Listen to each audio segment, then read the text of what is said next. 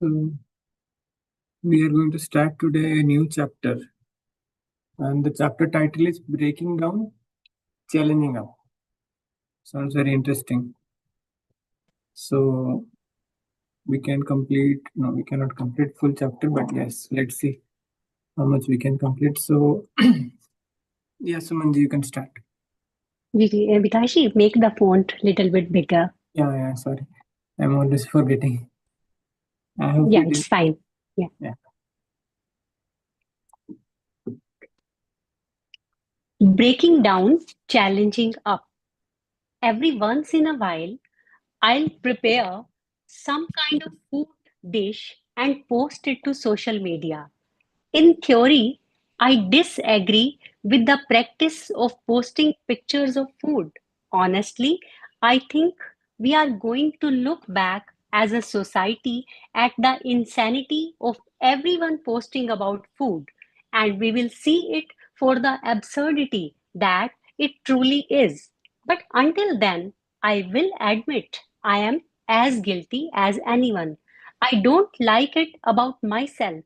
But yes, I am a good photo poster. Too often, I think to myself before posting, I'm a greatness that looks delicious. Everyone needs to see this. Naturally, someone will say to me, "Oh, I did not know you like to cook." The comment always strikes me as odd because I don't consider myself someone who likes to cook. I bake, I grill, I don't really cook.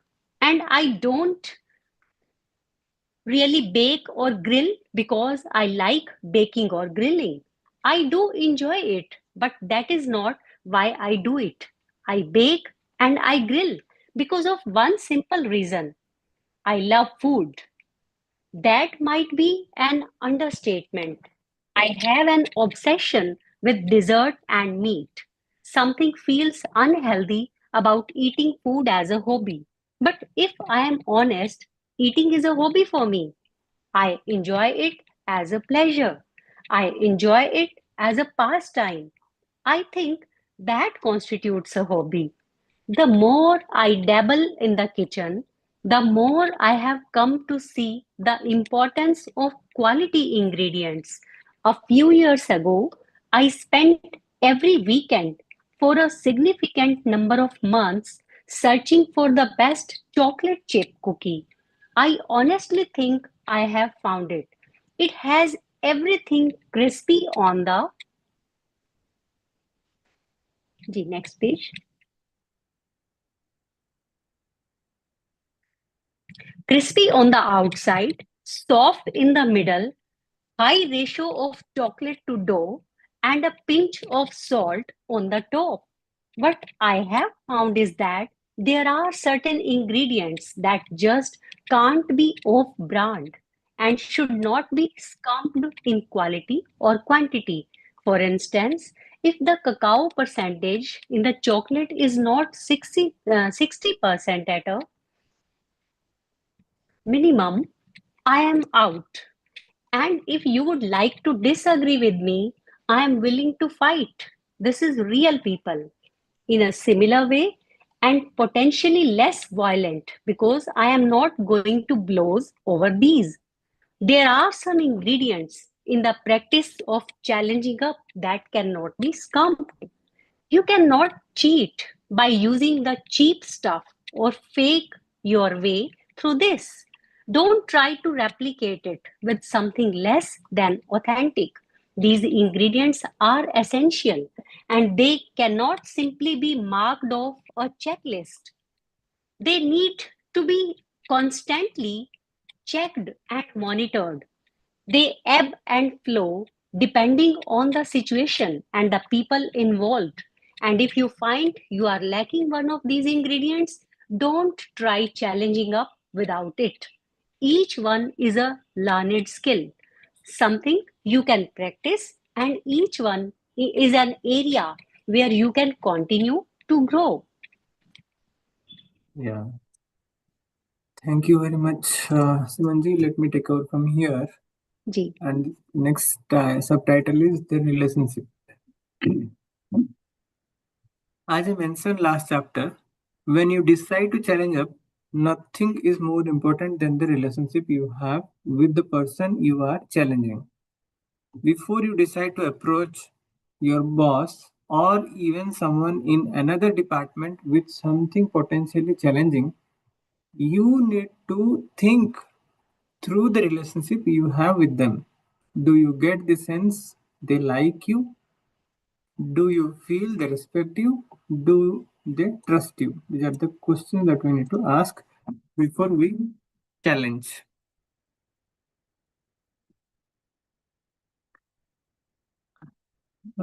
Here I can actually with the person we are challenging. Yeah. And what about the other side of the equation? Do you like them? Do you respect them? Do you feel like you care about them? These are the also equally important, and we need to ask these questions as well. Maybe the most important question to think through before you move forward is this one. Do you love your boss? Do you love your boss? You do not necessarily need to like your boss. You might not be buddies. You might not choose to hang with them on the weekends, but you need to choose to love your boss. Loving your boss means you genuinely want what's best for them and you are trying to do what's in their best interest. And this is true for anyone. Loving someone means we genuinely, let me change the color to something like pink. We genuinely want what's best for them and we are trying to do what's in their best interest. And this is true for any relation. Give me one quick minute. Yeah.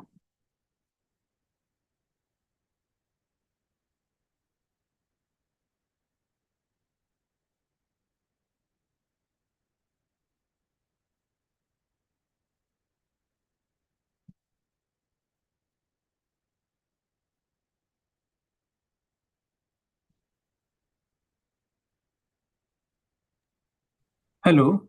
Ji ji Yeah. So even though 1 Corinthians 13 is widely known as the love chapter, I, one second, this setup was professional. Okay, I'll do it later.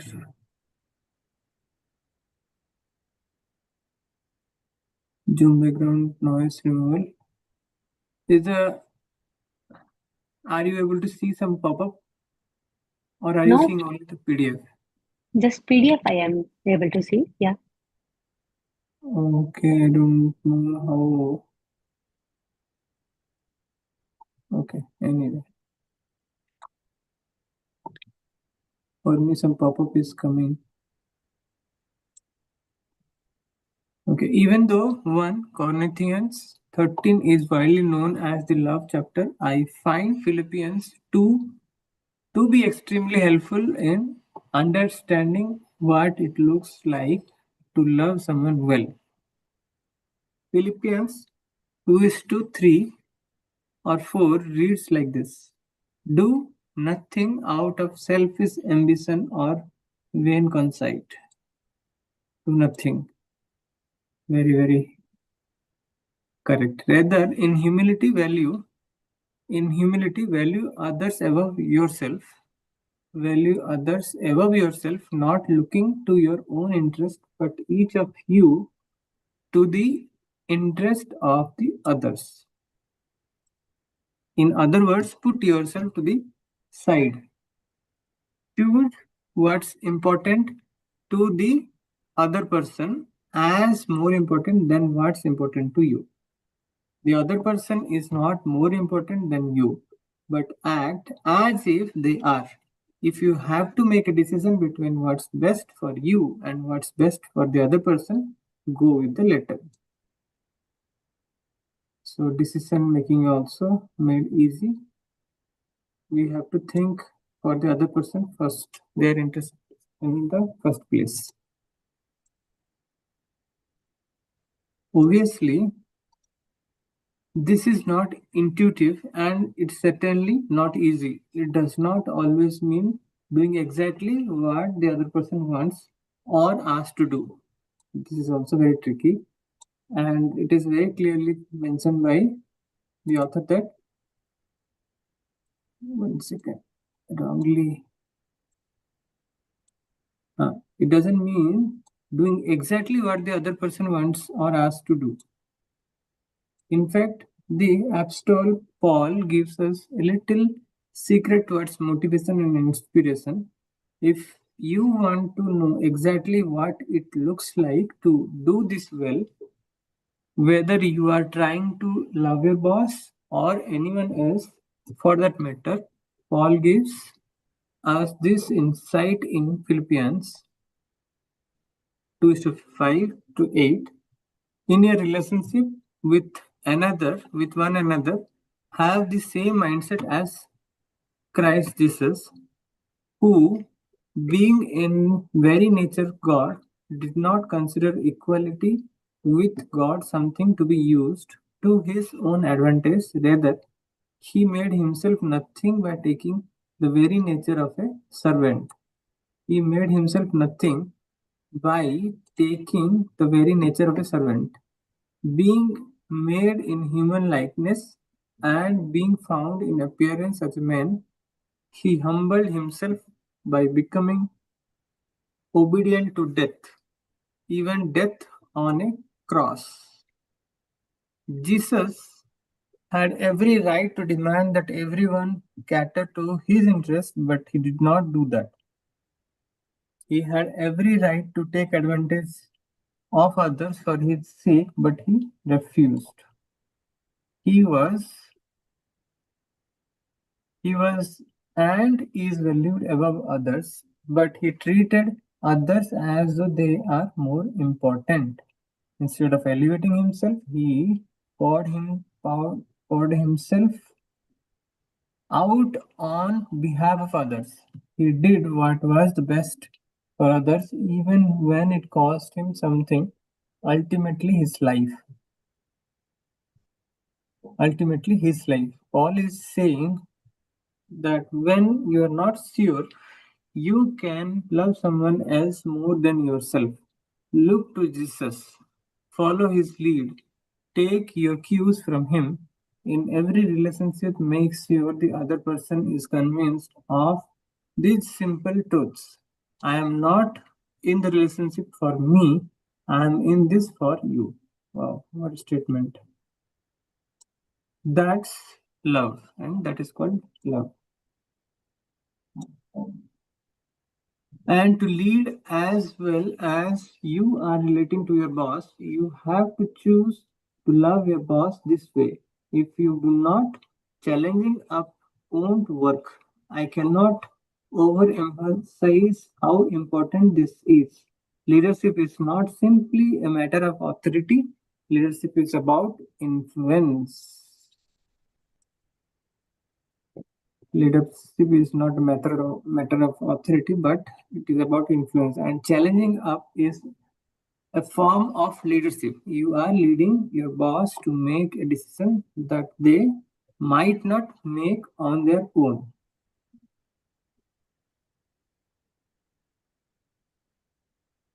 Okay. Choosing to love your boss is imperative if you are trying to lead your boss. You cannot lead someone well if you do not love them. Very, very profound statement. If you do not love them, you cannot lead them. Loving someone and leading them are a package deal. If you cannot have one without the other. It's a package. Loving and leading comes together. So let's say you know exactly what needs to change, and you know exactly what you would like to challenge. But the relationship you have with your boss is weak. What should you do? I would suggest waiting and working on the relationship instead. And in NLP, this is called rapport. Building the rapport is the first thing that we should be doing and focusing on that before, if we want to make any relationship better. So we need to work on that relationship first, create the rapport, right rapport, and then with the outcome orientation, we should approach. Be convinced that God put your boss in their position. Whether you like your boss or not, God establishes authority. Whether you like your boss or not, God establishes authority. We have spent most of this book looking at how to lead when you do not have formal authority to do so. But do not take from this that authority is bad or useless. This is also not correct. God created the channel of authority, and God works through authority. That is why Guru is there today, as it is Guru Purnima. Ji. So it's a very perfect time to share. Yeah, it's pretty clear that God is a fan of authority. God builds life under and around authority. So do not buck against what God builds around. It's a bad idea and it just does not work. The more convinced you are that God has appointed the authorities over you, the more responsible you will be. You will be with you how you challenge them.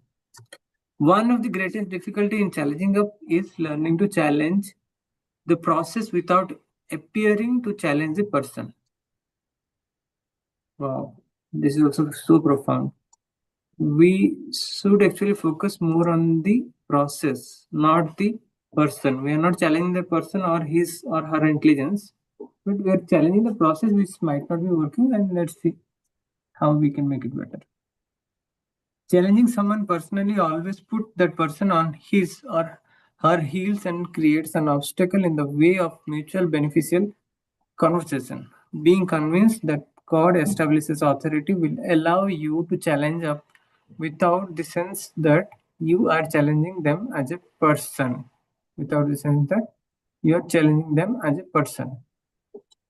To build trust, practice faithfulness. Very important. To build trust, we need to practice faithfulness. Earlier, he said we need to practice the love also. Nothing will win your boss over like selfless faithfulness over an extended period of time. And it is true for any relationship also. When we are very faithful, then trust and respect automatically builds up. If you do not yet feel like your boss trusts you, because you have not done enough to build the trust, waiting is not wasted. Sometimes it just takes more time to show your manager that you are not in it for yourself. Do the little things to build trust so that you are faithful with a little, so you can be trusted with a little more. Very, very profound. Tomorrow we'll start from here. To build trust, practice faithfulness. In this particular line, faithfulness. You want to share anything, Sumanji? Yeah, very beautiful chapter it was. Yeah. Many takeaways were there from this chapter. First of all, it was that choose to love your boss in any condition. You have no choice. First of all, you have to love your boss, whether Right. you like them or not. And the example he gives of the Christ, that was also very impressive. That Christ also, he sacrificed for others. He had all the powers. He could benefit whatever the he could benefit the situation for himself, but Even he was to be put on the cross for people only. And the first part, any takeaway from the part that you read? Uh, yeah, I think it was that you have to love your boss. It was, or No, I this am is the forgetting. photo. He was taking the Yes, photo what yes, he was cooking yes, yes. and Yes. ingredients and all.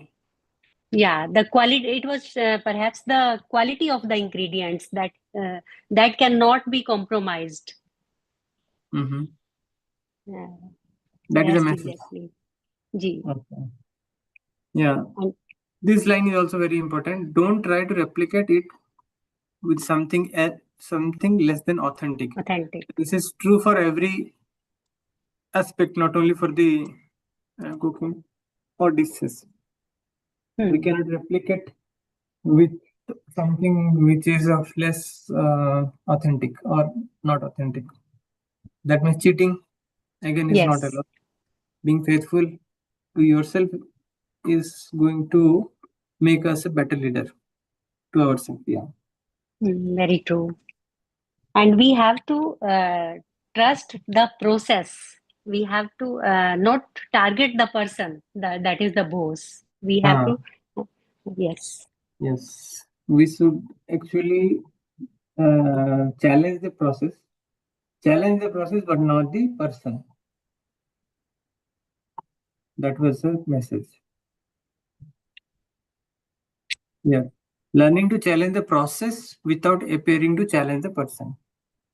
This is difficult, but this is important. This is what actually is the need of the hour. Okay, great. Thank you, Sumanji, for joining very Thank you, Vikash consistently. ji.